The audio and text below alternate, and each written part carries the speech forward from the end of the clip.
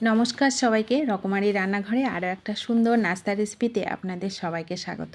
আজকে একটা অসম্ভব মজার নাস্তা আপনাদের সঙ্গে শেয়ার করব, যেটা খেতে অসম্ভব মজার হয়। খুবই অল্প সময়ে বানানো যায় আর অল্প উপকরণ লাগে।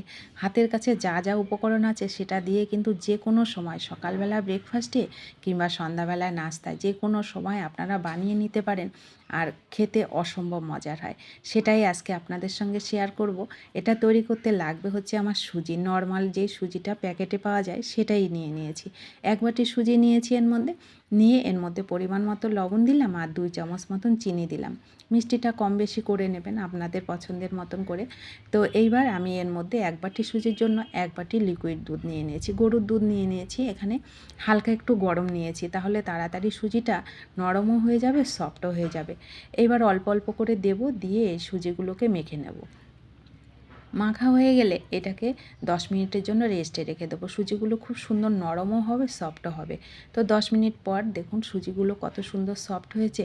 এবার এর মধ্যে দেবো আমি হচ্ছে মটরশুঁটি, কিছুটা মটরশুঁটি দিলাম, কাঁচা লঙ্কা কুচি দিলাম, আর এই যে টমেটো কুচি দিলাম, দিয়ে একটু ধনেপাতা কুচিও দিলাম। খুব সুন্দর স্মেল আসবে, একটা সুন্দর গন্ধ হবে। এর মধ্যে 1 চামচ মতন বেকিং পাউডার দিলাম, বেকিং সোডা দিইনি কিন্তু বেকিং পাউডারটা দেবেন। আর একটু দিলাম চাট মশলা। এখানে ম্যাগি মশলা, চাট মশলা যেটা পছন্দের হয় সেটাই দিতে পারেন। বেশ চাট মশলাটা হলে চটপটা হয় ভালো। তো তার জন্য এটাকে দিয়ে ভালো করে আরও 10 মিনিট ভালো করে ফেটিয়ে নেব।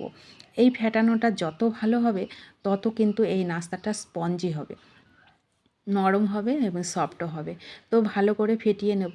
ফেটাতে ফেটাতে একটাই কথা বলার, আমার চ্যানেলে যদি আপনারা নতুন হয়ে থাকেন চ্যানেলটি একটু সাবস্ক্রাইব করে দেবেন, পাশে থাকা বেল আইকনটি প্রেস করে দেবেন এই সুন্দর ভিডিওগুলো আপনাদের কাছে সবার আগে পৌঁছানোর জন্য।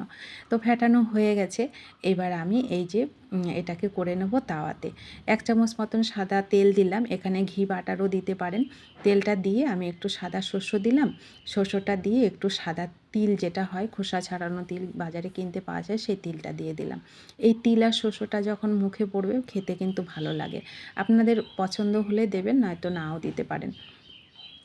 এবার ব্যাটারটাকে এর মধ্যে দিয়ে দেবো, দিয়ে একটু ছড়িয়ে দেবো, পাতলা পাতলা করে দেবো, ছড়িয়ে যতটা ছড়ানো যায়। এটা যখন ঢেকে রাখবো এটা অনেকটা ফুলে উঠবে। এটাকে কিন্তু নোনতা কেকও বলতে পারেন, বেশ ঝাল মিষ্টি চটপটা হয়, খেতে অসম্ভব মজার হয়। এই যে আমি 10 মিনিট মতন আরও ঢেকে রাখলাম। ঢেকে রেখে এটা দেখুন মাঝখানটা কিন্তু হয়নি, কাঁচা কাঁচাটাই আছে, আর পাশ সাইড থেকে হয়ে গেছে। আরও 2 মিনিট এইভাবে উল্টে ঢেকে রাখবো। ঢেকে রেখে এবার এটাকে নামিয়ে নিলেই রেডি। খুবই মজার হয়। সকালবেলা ব্রেকফাস্টে আমরা কিন্তু তাড়াহুড়োতে বুঝতেই পারি না যে কী তৈরি করব, কী তৈরি করে সবাইকে দেব। এটা কিন্তু গরম গরম চায়ের সঙ্গেও কিন্তু খেতে অসম্ভব মজার হয়। তো দেখুন কতটা নরম হয়েছে, আমি দেখিয়ে দিচ্ছি। তিলগুলোও কত সুন্দর লাগছে উপর থেকে দেখতে।